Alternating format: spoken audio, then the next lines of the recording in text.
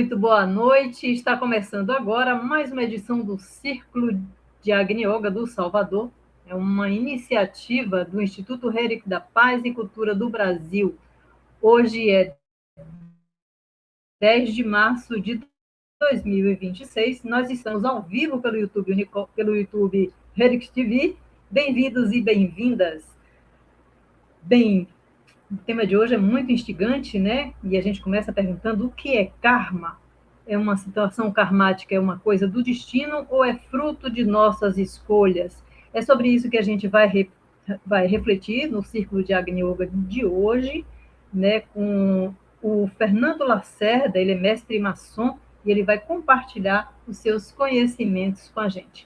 Daqui a pouquinho a gente vai ter aqui a presença aqui do nosso palestrante convidado, mas antes eu gostaria de dizer que o tema de hoje tem uma conexão profunda com a cultura de paz, né? E é sobre isso que vem nos falar Raimundo Santos, que é o presidente do Instituto Heric da Paz e Cultura do Brasil.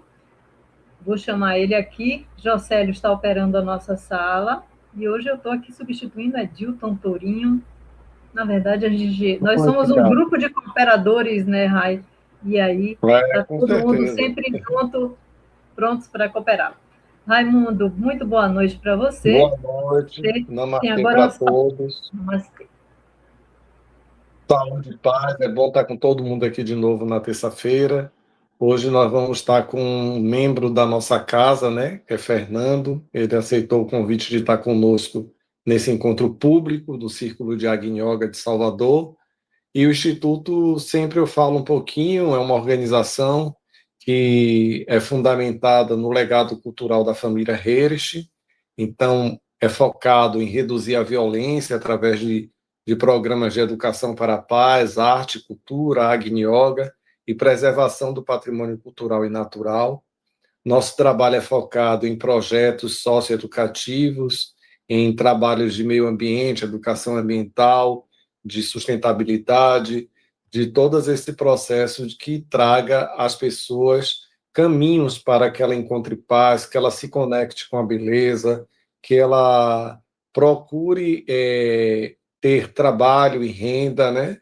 E desenvolver a alegria, a criatividade. Então, o Instituto sempre está fomentando isso através dos seus projetos, seminários, workshops, cursos, tudo isso que a gente faz, e as palestras também, a gente sempre traz assuntos, temas que a Agni Yoga traz em síntese, e a gente traz sempre pessoas que possam estar ampliando a informação para que a gente possa entender cada vez melhor os ensinamentos e a gente coloque com a Agni Yoga orienta na prática da nossa vida. Que a gente tente levar isso para a prática da nossa vida o tempo todo, da hora que a gente acorda, da hora que a gente dorme, que a gente preste atenção em várias coisas e que a gente possa cada vez nos melhorar enquanto pessoas, seres humanos, né? Enquanto pessoas que estão trabalhando também pela iluminação da humanidade, porque nós estamos passando por um processo muito de conflitos, de ignorância, de várias situações que a gente necessário a gente ampliar a nossa visão, né? Ter uma visão de mundo melhor e a gente realmente trabalhar para o futuro, como a Agni Yoga fala o tempo todo dos seus parágrafos. Então, sejam bem-vindos, né? E a Agni Yoga é uma síntese dos ensinamentos da filosofia esotérica e das yogas. Então, ela nos prepara a consciência do homem para o futuro, ela traz todo esse cabedal de conhecimento para que a gente possa realmente estar nos autoconhecendo e inspirando pessoas também à autotransformação. Então, eu quero abrir o nosso encontro de hoje com o mantra da unidade, que a gente se conecte com o nosso coração, que a gente possa estar plenos e conectados com o coração, para que a gente possa emanar essa energia para o mundo. O mantra da unidade. Ó vida oculta que vibras em cada átomo, ó luz oculta que brilhas em cada criatura, ó amor oculto que tudo abranges na unidade. Saiba todo aquele que se sente uno contigo, que ele é, por isso mesmo, uno com todos os outros. que a gente tem uma noite especial, né, Cássia? Porque esse tema karma tem várias coisas que as pessoas falam, então o Fernando vai trazer algumas coisas para a gente, que é muito interessante para a gente refletir e aplicar, né, na nossa vida. Então, bom encontro para nós. Namastê. Namastê, gratidão, Raimundo. Bem, e se você está entrando agora aqui na nossa live, para você saber mais sobre o Instituto Heric da Paz e Cultura do Brasil, visite o nosso site www.heric.org.br e para acompanhar a nossa programação, por favor, inscreva-se em nosso canal, acione o sino para receber as notificações dos nossos próximos vídeos e siga-nos em nossas redes no Facebook e Instagram, @HericBrasil. A programação está sempre postada lá e você vai poder acompanhar. Mas antes, Raimundo, da gente dar continuidade aqui, chamar o nosso palestrante, convidado de hoje, vamos aqui saudar, né, os nossos visitantes hoje, o pessoal que está participando junto com a gente aqui agora, deixaram mensagens, então a gente agradece. A nossa querida Catarina Macedo, que bom que você está aqui, Catarina. Muito prazer te encontrar por aqui também, no canal do Heric. E a nossa também querida Gisélia Lakja, que é astróloga e faz parte da Sangha. E também gostaria de deixar aqui nossas saudações aqui para o Assistran, que está falando, ele disse aqui, direto de Petrolina, que bom, terra boa, e a gente agradece muito. Fernando já chegou aqui. Fernando, muito boa noite. Eu vou só te apresentar aqui para os nossos, para quem vai assistir, né, depois e quem está assistindo agora. Bem, o Fernando Lacerda é mestre maçom e pesquisador das tradições iniciáticas ocidentais. Ele é membro da Sociedade Teosófica Martinista e Rosa Cruz e dedica-se ao estudo comparado da espiritualidade, simbolismo e filosofia esotérica. Desde 2024, nós temos a honra de tê-lo como membro cooperador do Instituto Heric Brasil, onde ele vem aprofundando sua investigação sobre cultura, consciência e evolução espiritual. São esses alguns dos temas que, né, movimentam seus estudos. Muito boa noite, Fernando, mais uma vez. É um prazer imenso tê-lo aqui no Círculo de Agni Yoga do Salvador. Eu que agradeço, Cássio. Muito obrigado. Obrigado, presidente Raimundo. Né? Foi uma honra aí ter sido convidado a fazer esse trabalho. Falando direto de Recife, e aí com esse sotaque que a gente ama. E com essa cultura que a gente ama mais ainda, né, Rai? Bem, queria só lembrar os queridos e queridas que estão aqui com a gente na nossa live, que logo após a palestra do Fernando, a gente vai ter um tempo assim para encaminhar perguntas, né, enviadas aqui ao nosso chat, tá? Esse tema, como o Raimundo disse, é muito instigante, ele é um tema que rende, todo mundo fala de karma, mas eu acho que o Fernando tem muitas contribuições importantes para a gente ampliar os nossos conhecimentos e até desfazer alguns mitos, né? Por que não dizer assim? Então, Fernando, o espaço é todo seu, a gente está logo aqui para o que precisar. O Josélio está operando a nossa sala e é isso. Até já. Obrigado. Até já. Estamos aqui juntos. Ok. Minha gente, muito boa noite. Obrigado aí, meus irmãos e irmãs, né, por terem comparecido e os que vão assistir aí no futuro. É um tema muito instigante, né? Agradeço mais uma vez ao nosso presidente Raimundo, né, por ter me dado esse tema. Né? É um tema que me fez pesquisar mais ainda sobre o assunto. Né? Então vamos começar. Né? Aqui está uma foto, né, do casal Heric, né, que seria Helena, né, e algumas pinturas de Nicolas. A foto aqui de Nicolas e duas pinturas que eu acho uma das mais emblemáticas. Olhem com profundidade essas pinturas, né, que a gente vai falar com elas mais na frente. Principalmente das cores, né? Esse simbolismo dele. Tem pinturas que são extremamente enigmáticas e tem muito a dizer, né? Uma imagem vale mais do que 1000 palavras, né? Essas imagens de Nicolas valem muito mesmo.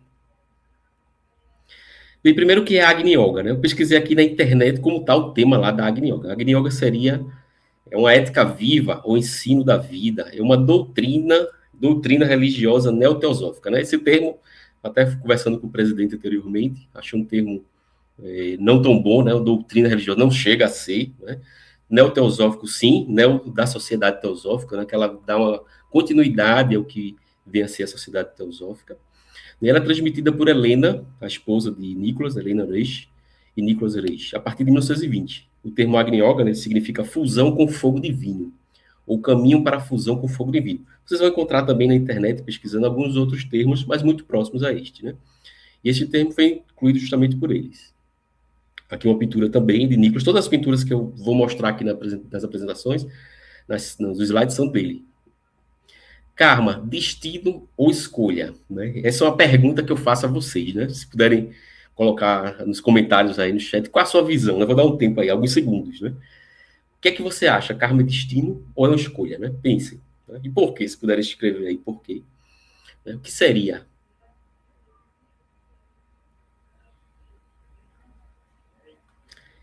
Aqui eu acho que é um grande dilema, né? Karma, destino ou escolha. A humanidade tem vários dilemas, né?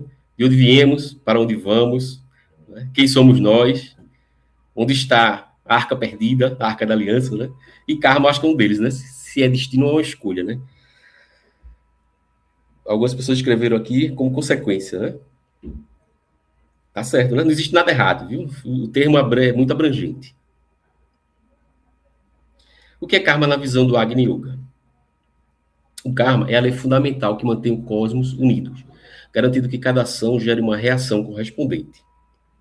Lembrem daquele termo que é muito ligado ao hermetismo, né? Lei da causalidade. E ela é uma construção mental. Diferente da visão popular, né? O karma é construído principalmente por pensamentos e motivos internos. Existem termos que são ligados às sociedades esotéricas, filosóficas. Existe o termo mais popular, né? Se você jogar o termo lá na internet ou no YouTube, você vai ver karma, por exemplo, no Instagram, karma imediato. Uma pessoa comete algum erro, fura a fila e imediatamente ela tem uma penalidade, né? Alguma coisa assim. Furou a fila lá do trânsito e logo em seguida a polícia pega ela e dá uma multa, né? Ou seja, esse é o termo mais popular, mas ela é muito mais profundo, né? Responsabilidade, a compreensão desta lei, ela é o primeiro passo para a libertação espiritual e a verdadeira paz mundial. Nicholas, ele sempre está atrelado toda a sua cultura, toda a sua obra, o envolvimento com a paz, né? Ele foi indicado várias vezes ao Prêmio Nobel da Paz por isso, né? A gente vai se aprofundar mais. Evolução não é uma punição, mas um mecanismo de aprendizado e harmonia para o crescimento da alma, né? Tudo é karma, tudo é mantido unido pelo karma, como está lá escrito nas cartas de Helena. Tem um professor, ele é muito conhecido também na internet, é Wagner Borges, e a discípula dele, que é Carolina Bersalobri, ela fala o seguinte: pensou, gerou karma, né? Pensou, o seu pensamento vai gerar um karma, ou positivo ou negativo, né? O pensamento como força motriz, energia criadora. O pensamento é a energia mais poderosa do universo, é o princípio criador de causas no plano invisível. Eu acho que é um ponto em comum de todas as sociedades esotéricas, nós somos o pensamento de Deus, né? Somos o resultado do pensamento dele, né? Do divino, do criador. E esse é um dos princípios também herméticos, né? Tudo é mente, o universo é mental, né? E o outro é o princípio da vibração, tudo vibra, né? Vibração e retorno, como está escrito aqui. Cada pensamento gera uma vibração que retorna ao seu criador, moldando as circunstâncias futuras, né? O karma, ele é criado primeiramente pelos pensamentos. As ações são apenas fatores secundários. Essa, gente, é a visão da Agni Yoga, né? E algumas outras que têm em comum. O termo praticamente seria idêntico em várias religiões e várias escolas esotéricas, com pequenas, né, com sutis diferenças, né? Mas esse seria grave esse termo. Karma é criado primeiramente pelos pensamentos e as ações são apenas fatores secundários. Motivação e intenção, a essência do ato. A pureza do motivo determina a qualidade do karma gerado. A ação externa é apenas o reflexo da tensão interna do espírito. Aspirações e caráter. O karma é moldado pelas aspirações mais profundas. O esforço sincero em direção ao bem comum transmuta energias densas. Não há mérito, né, para quem dá ouro pensando que dá uma pedra. Isso aqui está lá escrito nos diários de Helena. Existe uma historinha, né, que vários livros repetem, com pequenas mudanças, que dois jovens, né, caminham juntos e cada um tem uma ideia. Um diz assim, vamos lá no templo, nós dois. E o outro diz, não, vamos lá numa festa. Né? E o que é que acontece? Um vai para a festa, o outro vai para o templo meditar. Chegando lá, o que estava no templo queria, né, o desejo dele profundo, né, o sentimento dele é de ir para a festa. Enquanto que foi para a festa queria realmente ter ido para o templo. Né? Quem gerou karma positivo ou negativo? Né? Segundo os escritos, né, o desejo, como Agni fala muito do pensamento, aquele que pensava em ir para o templo, né, gerou um karma mais positivo. E aquele que estava no templo, pensava em ir para a festa, estava só lá de corpo, não estava de alma, ele gerou um karma muito negativo. Né? E o karma seria como pontuações, né? Não é exatamente isso, mas seria como pontuações que em algum momento você vai, ele vai vir, né, para você de uma forma positiva ou negativa. A lei da causa e efeito no cosmos, né? Interdependência universal. O karma não é uma força isolada, mas a expressão da conexão intrínseca entre todos os seres e fenômenos do universo. Né? A responsabilidade cósmica. Cada indivíduo é responsável por suas contribuições energéticas do reservatório do mundo, afetando todo o globo. Né? Tudo que você faz afeta você e afeta também outras pessoas. Né? A gente vai falar mais à frente sobre o karma coletivo. Tudo que você faz está em um reservatório do mundo, né, que vai afetar todos nós. Entrando no assunto, né, do karma coletivo, a interconexão das responsabilidades individuais e o destino das nações. Aqui é uma pintura de Nicolas, que é, como disse a vocês, é sempre enigmática, né? Parece um templo e ao redor dele está pegando fogo, né? O laranja, as cores dele são muito presentes, o laranja, o azul, o violeta, o roxo, são cores, né, que sempre aparecem. Aqui parece um templo onde tudo está o caos, mas o templo se mantém intacto. Isso me lembrou lendo um assunto semelhante, né? O lançamento da bomba atômica. Em alguns lugares, quando ela foi lançada, lá em Hiroshima e Nagasaki, resistiram à destruição, né? Por incrível que pareça. Né? Um caos lá tomando conta, porque aquelas bombas são feitas, né, para destruir, além de ela ter uma radiação muito grande que produz câncer e derreter praticamente tudo no raio, naquela época, né, de 4 quilômetros. Hoje elas são mais poderosas. E alguns templos, tanto budista quanto casas, né, que as pessoas estavam fazendo rosário, teve alguns alemães que praticamente não foram afetadas por essa bomba, né? Isso que me lembrou essa pintura aqui, né? O poder da oração, o poder dos pensamentos bons que tinham, que energia boa tinha naquele lugar, que foi capaz de deter, né, até a energia tão poderosa de destruição que era a bomba atômica. Né? Isso aqui vocês podem pesquisar na internet, tem muito assunto interessante, das pessoas que sobreviveram a esses ataques. Lógico que não foi sempre todos os que estavam, os monges, os sacerdotes que sobreviveram. Teve casos interessantes também, como um outro japonês que ele sofreu queimaduras na primeira bomba, né, no caso da bomba de Hiroshima, e ele sofreu algumas queimaduras e o médico mandou ele para casa. E a casa dele ficava em Nagasaki. E 3 dias depois ele sofre outro ataque e ele sobreviveu e não desenvolveu câncer. É um caso bem que os cientistas se desdobram, né, para entender o que aconteceu com aquele homem, para ter sobrevivido àqueles 2 ataques e não ter desenvolvido câncer, já que tinha materiais radioativos lá muito fortes. Né? Voltando aqui, os níveis do karma. Além do fardo individual, existem karmas de grupos, nações da própria humanidade, entrelaçados em uma teia complexa.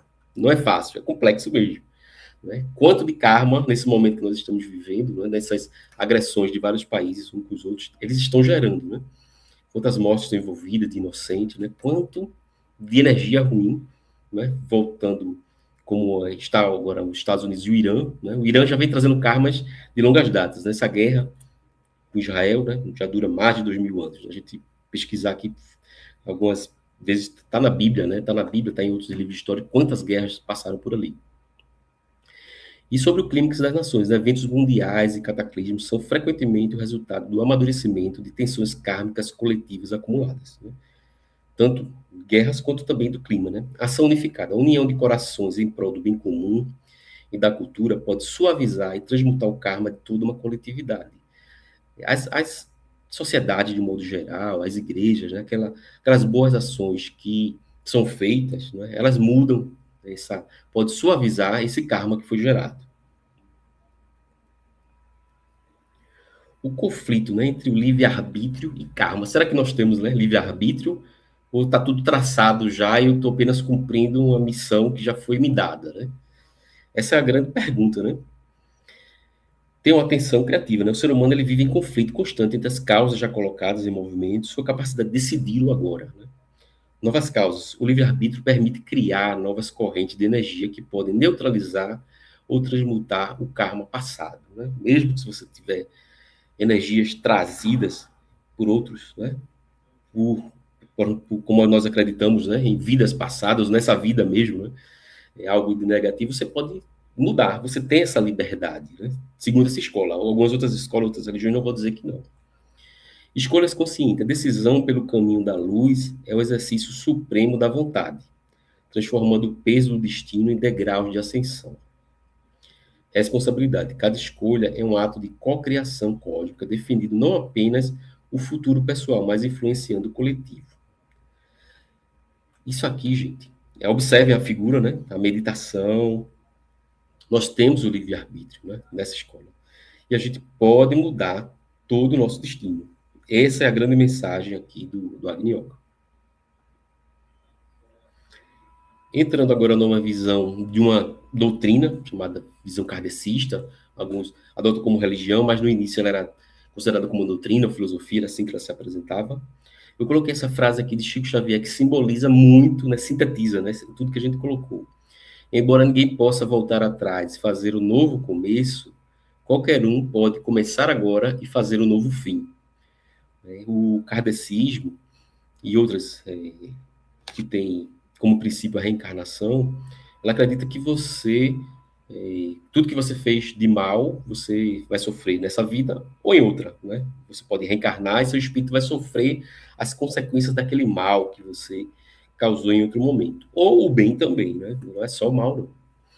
E aqui, acho que aqui no Brasil, nós temos uma missão, né? Como está nesse livro aqui de Chico Xavier, que é um livro muito interessante. Quem puder ler, pode baixar, ele tem aqui de graça, está no link, né? Brasil, Coração do Mundo, Pátria do Evangelho. Ele fala que nós temos uma missão aqui, todos nós, né? Tem um grupo. O Brasil é para ser o país exatamente de maior recuperação, diria assim, espiritual, né? Não só a próxima potência econômica ou política, mas também de ser um lugar onde possa se conviver em paz, né? Nós temos, se olhar, né, nossa história, né, por toda a miscigenação que a gente sofreu, né, do índio, né, do nativo, mais os negros que vieram escravizados, mais os europeus, nós vivemos praticamente em paz, apesar de todas as mazelas que ainda existem, né, que a gente quer que melhore. Mas, se comparar com outros países, né, esses conflitos, né, de religiões ou de raças, né, são muito mais fortes. Aqui a gente tem, mas muito suave, né? Acho que quase não existe se comparado a outros países. Teosofia e retribuição, né? Justa, né? Helena Blavatsky, são duas Helenas que são importantes na nossa vida aqui do ciclo. Uma é Helena Hirsch, que é a esposa de Nicholas, e a outra é Helena Blavatsky, que é a fundadora da Sociedade Teosófica. Ela descreve o karma como a lei da retribuição justa, né? A evolução da mônada. A mônada seria o princípio criador, é como a escalada de um pico nevado, é como se escalasse esse pico aqui, que Nicholas retratou, não é? E ele também tem um Buda aqui cravado na pedra. No Buda esculpido na rocha, simboliza a lei eterna gravada na própria estrutura da existência, imutável, né? Como foi as tábuas dos mandamentos, né? Aquilo é imutável, né? E o Buda é uma grande inspiração, né? Ele foi um dos grandes avatares, como diz, né, na religião hindu, né, a religião hindu tem uma visão diferente dessas pessoas que passaram pela Terra, que dá nem para acreditar de quão boas elas foram, né, como foi Jesus, como foi Buda, como foi Krishna, como foi outros. Ela simboliza como um avatar, como uma ramificação do próprio Criador, que vai lá na Terra para ensinar, para dar bons exemplos, né, para a sociedade mudar naqueles momentos. Né, o Buda foi um desses, né? A maçonaria, o cinzel e a pedra bruta. Acho que, não sei se está branco aqui para mim, não sei se aí está bom para vocês verem. Deixa eu voltar aqui. Tem alguns irmãos aqui maçons, né, que estão aqui nos vendo, nos assistindo. A maçonaria ela não usa muito o termo karma. Né, ela é muito ligada a aspectos da construção. Ela hoje é uma sociedade discreta. No passado ela foi secreta, mas várias sociedades hoje, esotéricas, ocultas, elas são mais discretas. Né? Ela tem cerne, como é que se diz? Poucas coisas agora são secretas. Por exemplo, sinais, toques e palavras, você reconhecer um outro maçom e reconhecer que grau ele está para você trocar ideias ou ensinar outras coisas. Mas, no mais, os conteúdos estão todos abertos, né? Os nossos livros, por exemplo, de rituais que tem, foram publicados até em jornais, vocês conseguem, quem não é da área, consegue acessar pela internet, consegue acessar, comprar nas livrarias, né? E tem muitos ensinamentos. Os ensinamentos, eles são muito ligados à construção. No passado, ele era ligado à construção da arca, né, de Noé. Aí a maçonaria era chamada de Noaquita, né? Existem alguns ritos até com esse nome, porque era tudo ligado ao trabalho na madeira. Com o tempo, né, a construção das catedrais, que eram em pedra, e depois se alega que, tempos depois, houve um incêndio grande em Londres, e eles deixaram de construir em madeira, por conta do incêndio que se alastrou, começou a construir em pedras, que evitava, né, mais os incêndios e alvenaria, e os termos foram colocados em trabalhadores de pedra, né? Você vai ver muito, quem visitou um templo maçônico, passou, vai ver muito essa questão da pedra bruta, da pedra polida, né, do maço, né, que seria o martelo, o cinzel, né, a colher de pedreiro, que a gente tem um outro nome lá, e tudo isso é ligado, né? O termo karma-si a gente não trabalha nos seus diversos ritos, a não ser um rito, que é um rito mais amplo, que seria o rito Mêmfis-Mizraim. Esse rito, ele trabalha vários conceitos, né? Ele vai muito além. De um modo geral, a maçonaria ela vai atribuir conceitos do cristianismo, do judaísmo. A não ser esse rito. Esse rito ele vai além. Além, ele trabalha também o judaísmo e o cristianismo, mas ele prossegue. Ele vai trabalhar outros conhecimentos, como os nórdicos, né, como os persas, como os orientais. Aí esse termo é trabalhado nos graus mais elevados, né? Existem vários, né, denominações aqui no Brasil, e eles podem, geralmente os graus são elevados, chegam a grau 90, grau 96, né, grau 100, geralmente vão até 100, né, no máximo do que isso. Né? Eles trabalham muito isso. Purificação e transmutação. Purificação do coração. O karma ele pode ser aliviado através da purificação do motivo e da ampliação da condição, do arrependimento sincero e a mudança de alteração e da vibração do destino. O arrependimento, você mudar, né? Estou falando do karma negativo, né? Você mudar suas atitudes, né? Forma, não só atitudes, né? A forma de pensar. Lembre-se que o princípio criador está aqui na cabeça, né? Está na mente, está no pensamento.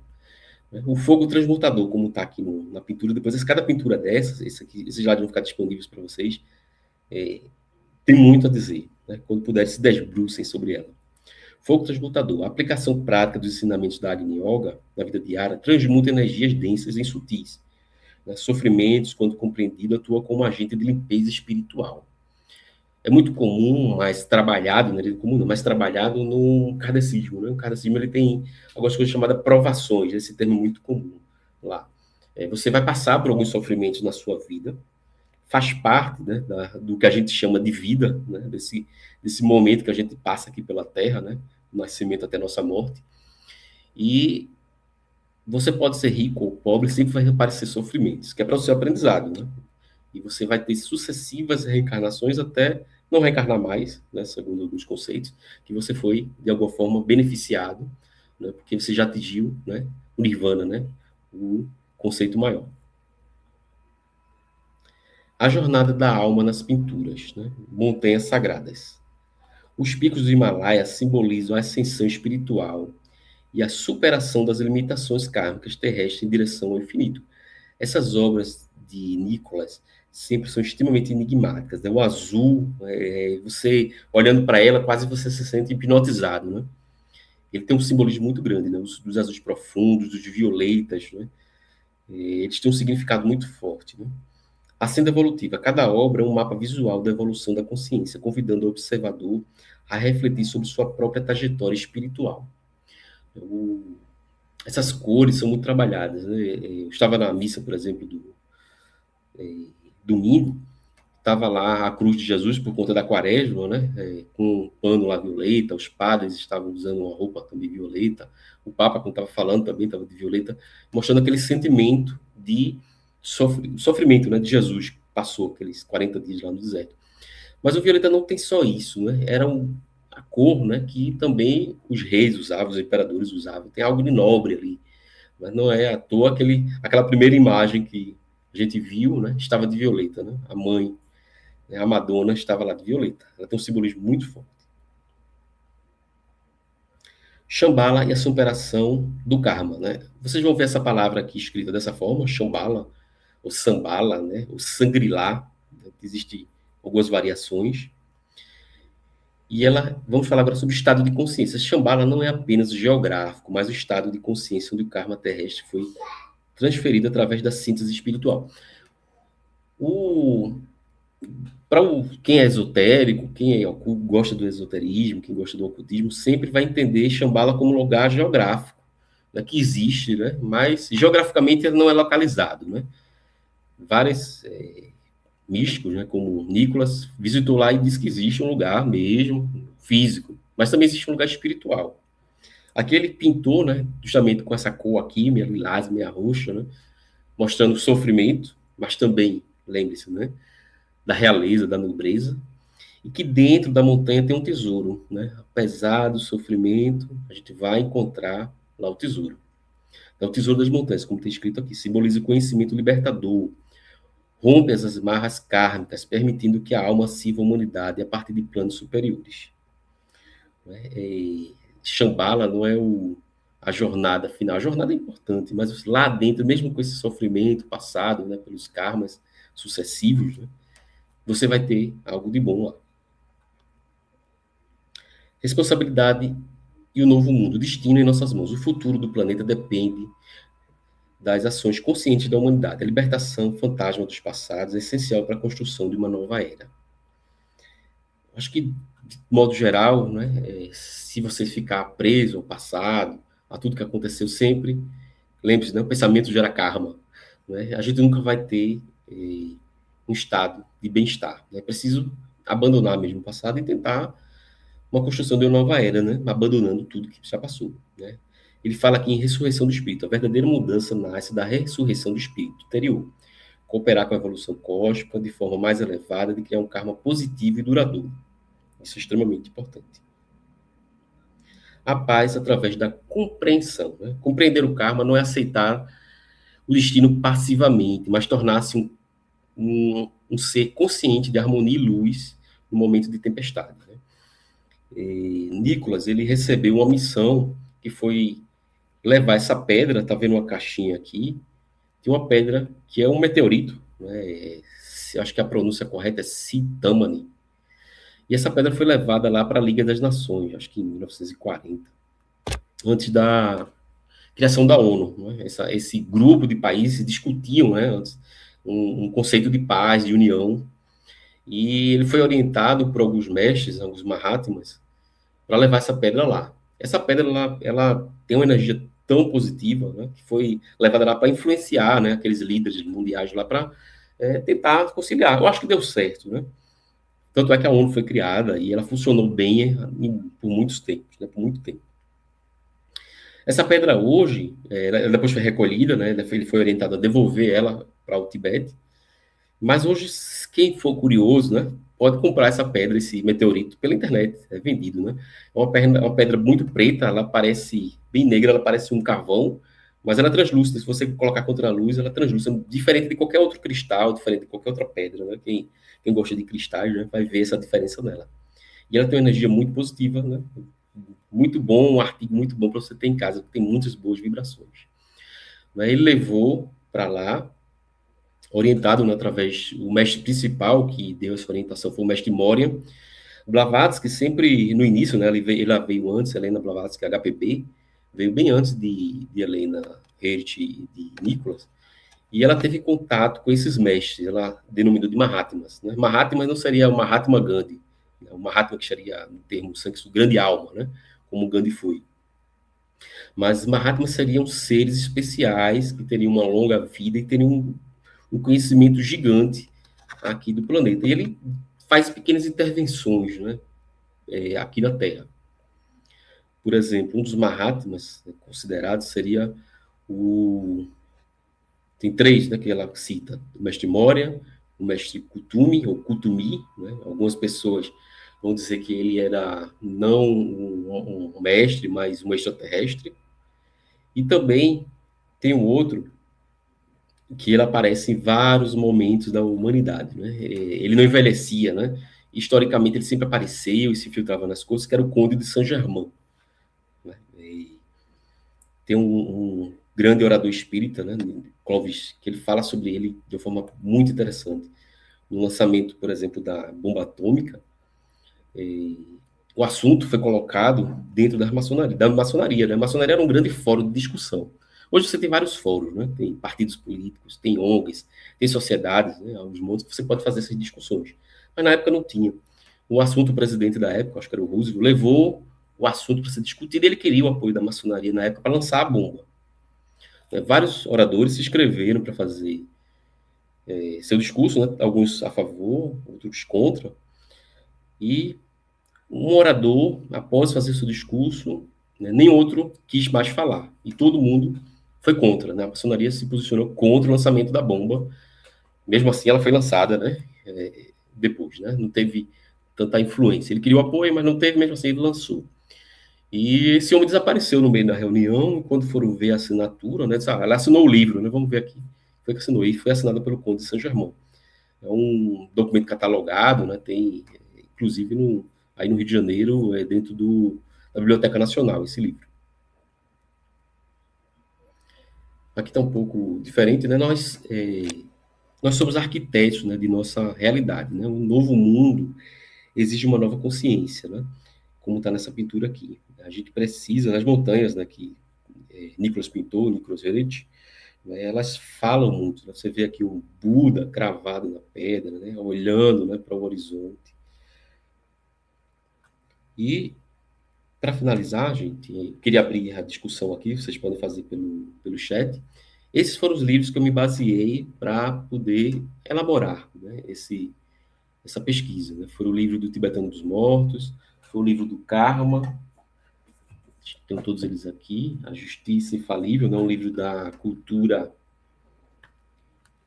do movimento Hare Krishna, que eu acho interessante, né, desses movimentos, é que eles têm, às vezes, linguagens bem diferentes.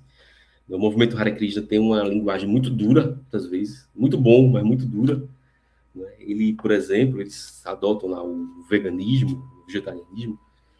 Ele diz o seguinte: na hora que você for matar um animal para comer, o ideal é que você não mate, né? Mas se você for matar, você deve fazer um mantra. E o mantra é assim: você está me dando sua vida, portanto terá a oportunidade de nascer como um ser humano em sua próxima vida. E eu que estou matando agora, me tornarei um animal. E você me matará. Eu comprofundo isso. E o que é que acontece? Muitas vezes as pessoas não querem mais matar um animal. Vou seguir sendo vegetariano, porque o karma, o karma veio de imediato, né? O castigo é de imediato. Outro livro que de referência, e vocês também podem encontrar na internet, seria o livro Karma, do Sadhguru. Né? Uma linguagem extremamente acessível. Ele também utiliza os termos mais diferentes, né? O livro Tibetano dos Mortos, do autor Lama Langer Rinpoche Modilevini, e da monja Coen, muito conhecida, muito popular aqui no Brasil. Ela fez um grande apanhado, né? Ela colocou a visão budista. Dentro do budismo existem várias escolas também. Algumas acham que se você fizer um karma, né, cometer vários karmas ruins, você vai acumular de forma negativa. Você vai reencarnar na próxima, por exemplo, como um rato, né, para poder ser castigado e recuperar aquele karma que você causou. Aqui tem uma página com todas as pinturas, todas não, ele pintou 10 mil quadros, mais do que 10 mil, né? Mas aqui tem alguns quadros e você consegue acompanhar essas pinturas de Nicolas. E também na página daqui do Instituto aqui do Brasil, consegue ter muitas informações interessantes sobre o Círculo de Agni Yoga, né? Sobre as palestras, né, com Raimundo. E aqui a bandeira da paz. Essa bandeira foi feita por Nicolas, onde ele foi indicado várias vezes ao Nobel, e ele fala o que sintetiza todo esse pensamento, onde a paz, a cultura, onde a cultura, a paz. Essas bandeiras, elas são pensadas para serem colocadas em locais como escolas, como museus, como templos, para, em caso de agressão aos países, que muitas vezes se torna quase inevitável, né, aqueles locais não sejam alvos, né? Não sejam atingidos, enquanto tiver sendo locais neutros, né, de guerra. Você pode encontrar ela, acho que na série da Morte, mas são bandeiras que a gente tem que imprimir ela e colocar, né, em todos os museus, né, cobrar os nossos governantes para que coloquem, porque ela traz um simbolismo muito grande, principalmente nesse momento que nós estamos vivendo agora, né? O ataque lá, tanto de Irã quanto de Israel, né? Vários templos ficaram sob alvo por momentos divinos que eles sobreviveram, que eles não foram atacados, não foram atingidos. E no mais, gente, agradeço e fico aberto aí para perguntas. Namastê. Obrigado a todos aí. Raimundo.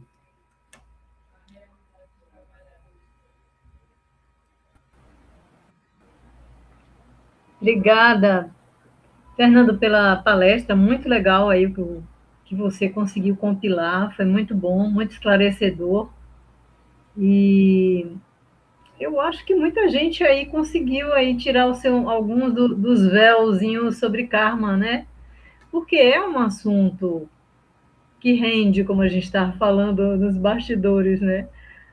As pessoas tendem muito a falar e muitas vezes tendendo ao negativo, né? Sempre como o karma como um peso, como uma punição, né? Mas enquanto o pessoal não deixa as perguntas aí no chat, e Raimundo também deve ter algumas, eu queria só trazer uma coisa aqui, eu achei muito interessante todo o compilado que você fez, e falando inclusive das coisas, né, das pinturas de Nicolas, que tem assim que tem esse conhecimento ali, né, nas pinturas, né? Primeiro eu tenho uma pergunta sobre Shambhala, já que você falou. Antes da gente falar de karma, eu queria trazer essa pergunta aí sobre Shambhala. Existe uma confirmação de que Shambhala e Kanchenjunga são, porque ele pintou, né, essa montanha super conhecida lá na Índia, existe alguma correlação entre uma e outra? Eu já faço essa pergunta para vocês dois, Fernando e Raimundo. Aí, eu vou passar para Raimundo, que Raimundo sabe mais do que eu, né? Eu sei que vocês sabem. Raimundo é meu mestre, vou passar para ele. Tem alguma correlação entre Shambhala e Kanchenjunga? Eu acredito que sim, viu, Cássia? Porque Kanchenjunga fala muito dessa montanha, que é uma montanha sagrada, né? Ela tem uma energia muito, muito... Por isso que Nicolas, inclusive, pintou, né? Então, eu acredito que tem uma relação, apesar de que a gente sabe que na filosofia esotérica, tanto Helena Blavatsky trouxe isso, como Nicolas e Helena, fala que o acesso a Shambhala não é fácil, né? Ele é muito difícil de acessar. Só aqueles que os mestres permitem, como Nicolas adentrou, Helena, etc. E como também, como Fernando falou, existe a parte espiritual, física e espiritual de Shambhala. Então, também eles iam em outros níveis de consciência, mas como existe uma comunidade muito ampla, e a gente vê falar muito da vida interior dos mestres naqueles livros supraterrestres da série de Agni Yoga, lá tem vários parágrafos em que ele retratam assim Helena, ele dizendo assim que ele chama a Helena de Urusvati, né? Ele fala Urusvati viu nossos jardins, né? Urusvati viu nossos esforços, Urusvati viu isso, aquilo. Então ele vai retratando, ele fala do Mestre Jesus como chama de o grande peregrino, que ele tem muito os mestre Moria, que é aquele que passa o ensinamento, né? Ele tem muita reverência e respeito ao irmão dele cósmico, né? Que é o Mestre Jesus, que ele veio e trouxe todo um ensinamento para o mundo. Então ele vai naquele livro, ele vai citando vários aspectos e abordando várias questões do próprio trabalho que os mestres têm. Ele fala lá desse período que nós estamos vivendo do Armagedon, dessa luta entre as forças, né, trevosas e as forças da luz, etc. e tal. Então ele vai falando várias questões lá e falando do trabalho dos mestres nesses livros supraterrestres. Quem quiser adquirir é da série Agni Yoga, É muito interessante. Então, Caatinga, como tem a montanha M, né, que você Montanha M.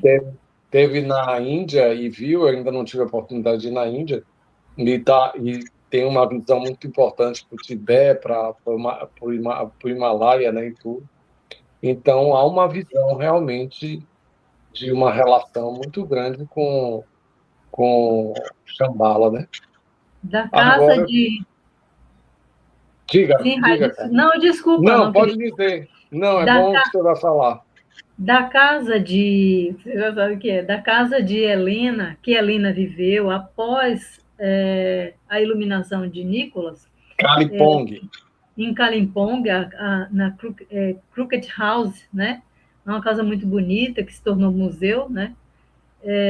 Nós estivemos lá e da casa, do jardim da casa de Helena, dá para você ver a pontinha de Kanchenjunga e ficava sempre entre nuvens, né? No período que nós estivemos, ou poucos dias que a gente esteve lá, e aí a gente acordava super cedo para tentar ver, né? Ah, vamos ver o dia que tiver iluminada a montanha e tal, e nada de conseguir ver. Então, teve um dia só que apareceu uma pontinha iluminada, exatamente como nas pinturas de Nicolas, aquele dourado, assim, mas foi uma coisa tão bonita, assim, emocionante. E aí é muito interessante isso para a gente ver também, assim, o nível do artista, né? Porque ele fazia quase como se fosse uma fotografia, né? As pinturas. E da casa de Nicolas, onde Nicolas e família, né, viveram na Índia, lá no Vale do Kulo, em Nagar, dá para a gente ver, do jardim dessa casa, dá para a gente ver a montanha M, que é a montanha que ele faz referência ao mestre Moria, né? Ela tem o M de Moria. Então, assim, tudo isso é muito significativo. E aproveitando, fazendo uma correlação com a questão do karma, né? Como você disse, Fernando, tudo começa com os nossos pensamentos, né? E as montanhas, lá em cima, assim, você está muito distante dessa energia que a gente gera aqui, com esses pensamentos tão confusos, nós ainda, né, não conseguimos transmutar isso aí. Então, acima nas montanhas é que você tem aquele puro prana mesmo, né? Então, eu acho que aí fazendo só essa relação aí com a questão do karma, como você trouxe, né? É só um comentário. Eu acho que muitas coisas que Helena Blavatsky escreveu, por exemplo, foram colocadas como mentiras, né, como verdades, né, ao longo da Sim, história. E ao longo dessa história, a gente viu que eram verdadeiras, né? Com o tempo, sim. né, foram comprovadas, né? Ela tem uma frase, acho que é no livro Chave da Teosofia, que ela diz assim: a coroa do inovador sempre é uma coroa de espinhos, né? Quem traz essa informação nova sempre sofre, né? As, Sim. as mazelas, né? E tudo que ela trouxe, né, está se comprovando com verdade, né? Os livros que ela falava que existia, que a gente ninguém sabia quem seriam aqueles autores que ela citava, né? Quando foram encontrados em alguns terremotos naquela região do Tibete, viram que existia realmente a biblioteca, que eram aqueles autores que ela citava. Quer dizer, tudo foi comprovado, né? Fica hoje na questão do seu coração achar que é verdade ou não, fica, né? Como a Jerusalém, a gente tem a Jerusalém física, né? Como tem lá aquela cidade, mas também tem uma Jerusalém celestial, né? Algumas escolas falam também disso. Onde é que ela fica, né? Eu vejo a Jerusalém Uhum. física, tá? Aqueles locais bonitos, aqueles museus, né? Aquelas passagens onde bíblicas tudo aconteceu. Mas a outra Jerusalém fica acima, mas é invisível porque a gente ainda não atingiu essa frequência, né? Na sociedade teosófica fala muito em frequência, né? Você tem essa questão da frequência da afinidade, mas também da frequência de você conseguir acessar determinadas coisas, né? Por conta disso. Quando alcançaremos, né? Fernando, eu queria perguntar uma coisa. Você falou da pedra Chintamani, né? Que chama Então, Chintamani. E Nicolas pinta, tem um cavalo e pinta também isso. E mostram também aquela pintura dele que tem um baú onde dizem que ele guardava essa pedra e que, na Sim. realidade, assim, eu ainda não me aprofundei muito nisso ainda. mas o pouco que eu já li fala que essa pedra veio de Órion, e que os Isso. mestres que trouxeram essa pedra, e também falam que ela é a pedra da felicidade, a pedra da paz, então ela tem um poder de conexão do mundo espiritual, vamos dizer assim, com o mundo material, e ela pode trazer realmente benefícios. Mas fala-se também que essa pedra Nicolas devolveu aos próprios mestres, né?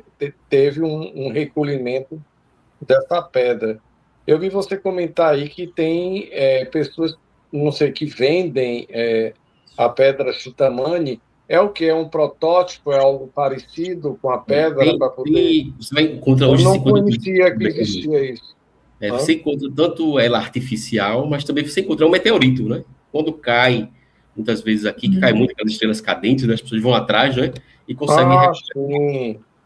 Mas não conseguem... é a pedra Não Chitamani é? Não é aquela, né? da origem, Original. da original, que essa é Isso, preservada mesmo, que eu sei isso. Não que é tem uma aquela. preservação, né? Aquela provavelmente está dentro do Tibete, algum templo lá escondido, né? Eles são... Ah, com certeza, os mestres recolhem, Mas né? é Já que do tem um mesmo poder. material, né? Que é citado lá. A gente não sabe se veio da mesma constelação, né? Caindo em Mas mãos erradas pode até trazer algum problema, né? Não sei. É capaz. eu noto assim que esses cristais eles trazem boas vibrações, né? Eu lembro que eu comprei uma vez os cristais e eu fiz o teste, né? Sou meio cientista, né? Coloquei lá perto da minha esposa, ela dizia que estava com problema para dormir. Botei lá, como fazia o tratamento lá do cristal, e coloquei lá perto dela, né? Ela dormiu feito uma pedra, quase não acorda no outro dia. Né? Ah, Assim, mas os cristais dizem vê que que os você cristais funciona, né? mesmo, esses cristais falam que existe realmente uma força neles e tudo. Tem gente Sim, até que utiliza para a questão na hora de dormir mesmo, para fixar os sonhos, etc. Eu já vi várias nuances, abordagens de pessoas que utilizam os cristais no trabalho de cromoterapia, para poder. É como se fosse um condensador de energia, né? Para poder sim, facilitar. Então, os cristais têm seus efeitos, realmente, se isso. fala, né? É importante. Assim como tem aquele cristal preto, né? Que eu esqueço, aquele cristal negro, né?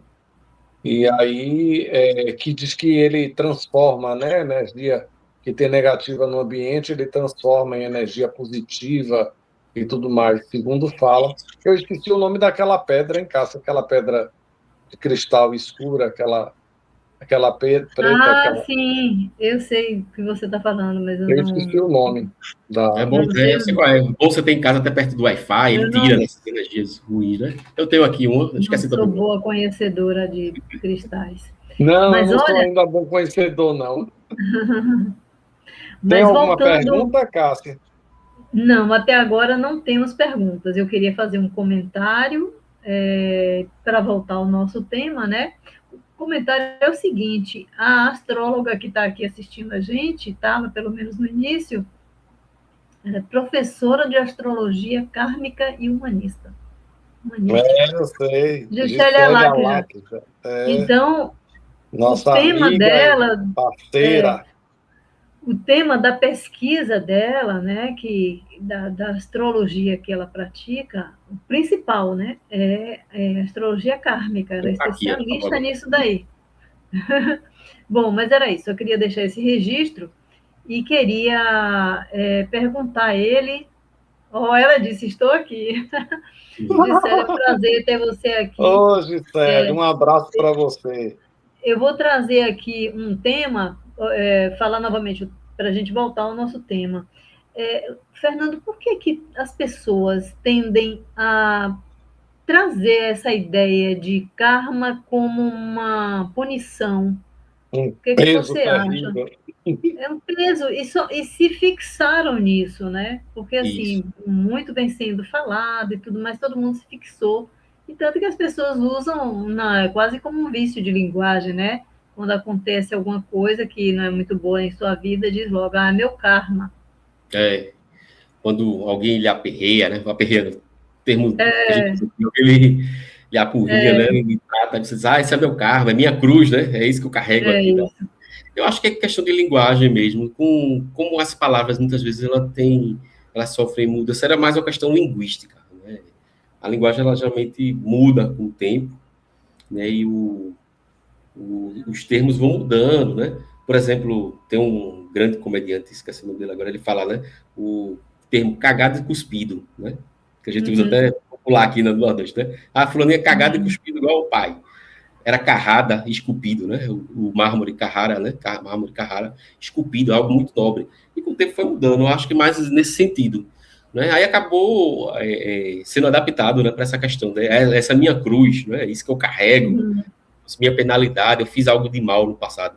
Porque foi um termo, até porque as escolas em si não tem um termo único, né? Cada uma tem o seu significado diferente.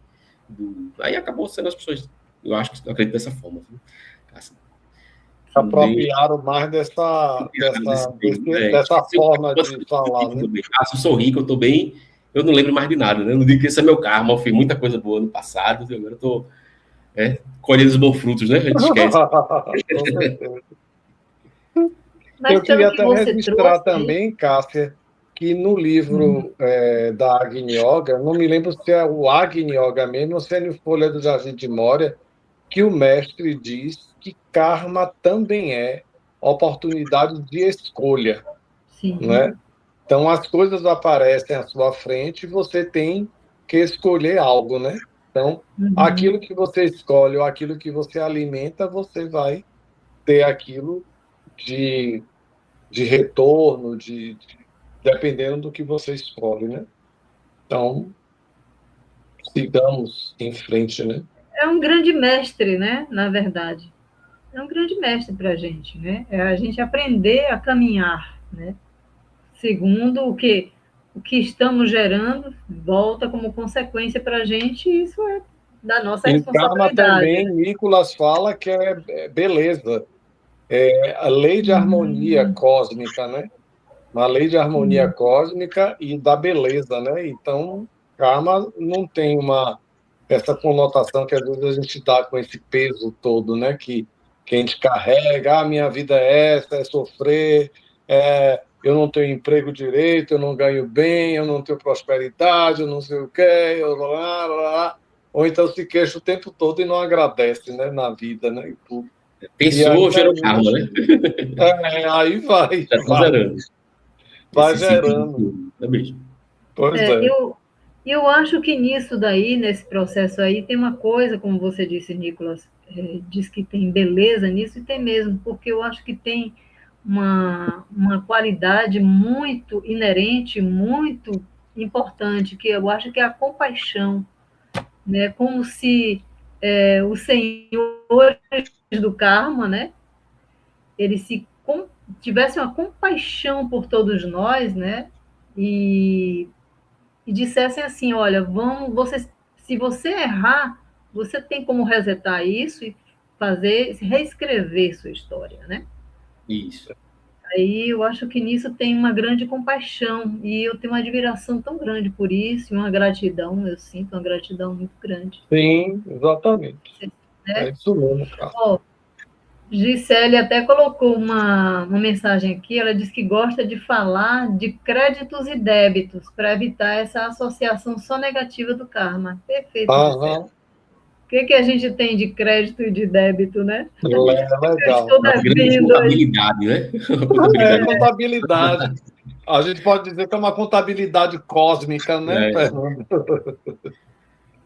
É aquela somente vigia os pensamentos, orar e vigiar, né? Seus pensamentos, né? É extremamente fundamental. Não só a ação. A ação ela é precedida, né, do pensamento. Então, cuidado com o que você pensa, né? Tem vários conselhos na Agni Yoga. Tem vários conselhos na Agni Yoga que diz que é importante a gente educar os nossos pensamentos, né? Então, existe uma outra linha que o nome fica sendo muito usado, né? Que é o nome chamado Karma Yoga, criada por Swami Vivekananda. Sim. Mestre fantástico, né? Ele é muito estudado em outra sociedade chamada Círculo Esotérico da Comunhão do Pensamento. Lá eles têm alguns mestres e o Swami Vivekananda é um dos grandes mestres lá, venerado, né? Simbolizando o Oriente. E ele tem um livro chamado Karma Yoga, um livro que você encontra na internet. E ele fala isso, né? Você deve estar o tempo todo pensando em coisas boas. Yoga da ação.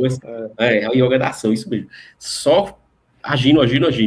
Não sei, eu ainda não estudei a fundo, parei para refletir, né? Se é só isso, né? Acho que tem que mesmo que você tente fazer algo positivo, né? E pense em coisas positivas, o mundo é muito complexo, né? Diverso, né? Você lida com muita gente e acaba, você diz assim, sair da missa, sair da minha meditação, aí pega um trânsito infernal, acaba indo tudo acaba tudo continuar, né? Estava tão alto, lá vai para baixo, né? Como o Rita Lee diz, ou fica zona ou fica zen, né?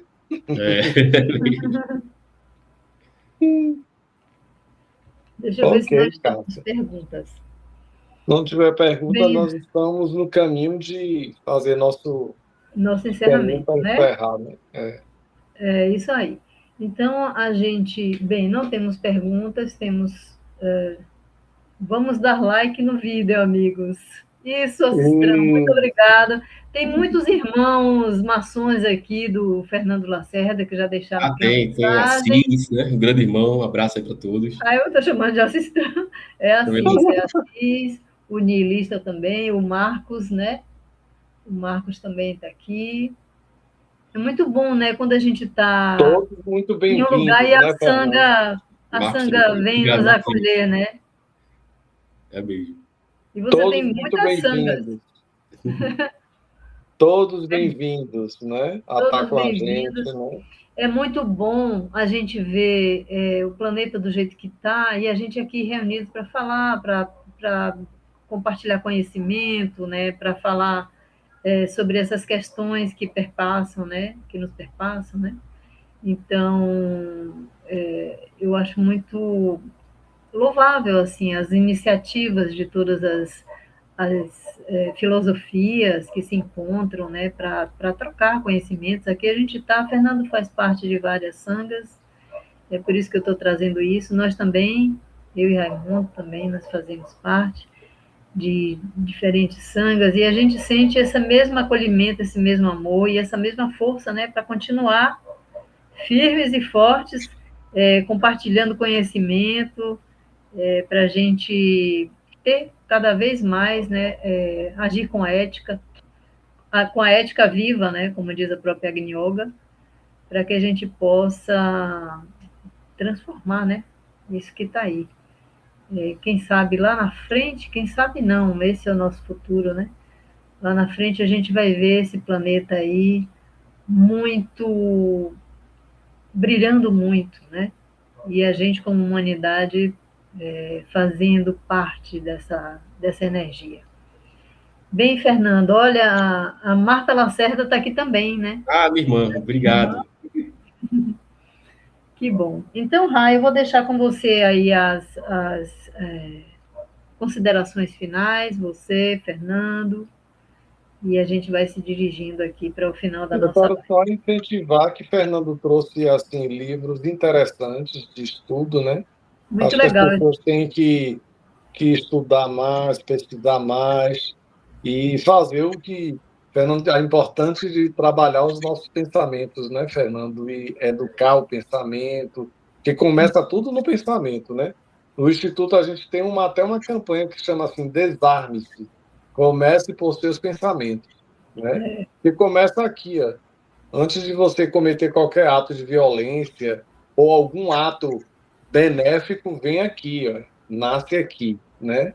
Então, a gente tem que prestar atenção a essas coisas, pesquisar, estudar e ir compreendendo esses autores que trouxeram tanta informação sobre karma e tudo. É muito rico, é muito interessante. Então, que a gente nunca deixe de estudar, de pesquisar, de conhecer, de trocar ideias também com aquelas pessoas que já estão na pesquisa e na caminhada há muito tempo. Eu acho que a gente tem uma troca interessante com essas pessoas. Então, eu quero, Fernando, agradecer a sua presença, né? Você, como uma pessoa que está filiada a outras instituições e ao nosso instituto também, tem uma contribuição muito grande. Eu quero até informar, né, que brevemente Fernando vai estar coordenando o círculo da Agni Yoga lá em Recife, que a nossa querida Vanilza ela foi residir na Índia, né? Agora, no final do ano para cá, ela está na Índia. Então, a gente vai estar continuando o trabalho em Recife através de Fernando, e a gente vai ter algumas novidades, algumas informações depois. Vamos estar divulgando aí para quem estiver em Recife, tiver pessoas aí em Recife, como chama aqui, que queiram participar do trabalho. O Fernando vai estar conduzindo e coordenando esse trabalho, junto com a gente aqui do Instituto Herisch, dando todo o apoio para que isso cresça e a gente possa disseminar mais, né, os ensinamentos da Agni Yoga, das cartas de Helena, do trabalho do Mestre Moria, etc. e tal, e a gente possa levar mais adiante. Então, eu quero lhe agradecer a sua presença, seu convite, e vamos cada vez mais, de vez em quando, vamos rodiziando, aí volta de novo, Fernando, para falar de outra coisa, e aí a gente vai compartilhando mais ainda. Obrigado a todos pela presença aí também. Obrigada, Fernando. Raimundo, obrigada pela oportunidade. E é isso. Vamos encerrando aqui com uma mensagenzinha de Marta Lacerda, dizendo que você é um irmão maravilhoso. Que bom. Pronto. Que bom, né, a gente ouvir. É ótimo. Gisele agradecendo a gente e, sobretudo, a você, Fernando, pela exposição. Obrigada, Gisele, pela presença também. Se você quiser contribuir com alguma coisa, Gisele, fique à vontade. Eu sei que digitando já não é tão fácil assim, mas... Cássio, eu queria só deixar um convite para o pessoal, que na próxima semana nós vamos ter outro círculo de Agni Yoga. E nós vamos estar com o nosso irmão Arthur, que é do A Flor do Space e de Flor do eBay. E Luzes do Espaço, né, Cássio? Que ele tem esse trabalho. Mas, como é que chama? Arthur vai conversar conosco sobre o Mestre Moria, né?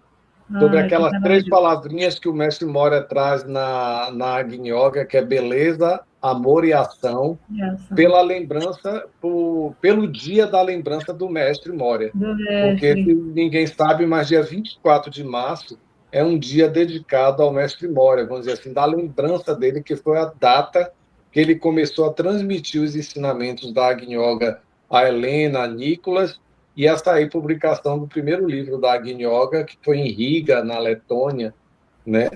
Então, esse dia é lembrado por aqueles que estudam Agni Yoga pelo dia que começou a fluir esse conhecimento para o mundo da Agni Yoga, né? Então, nós vamos estar com ele aí, a Mahatma Moria e a Agni Yoga, Amor, Beleza e Ação, pelo dia da lembrança do Mestre Moria.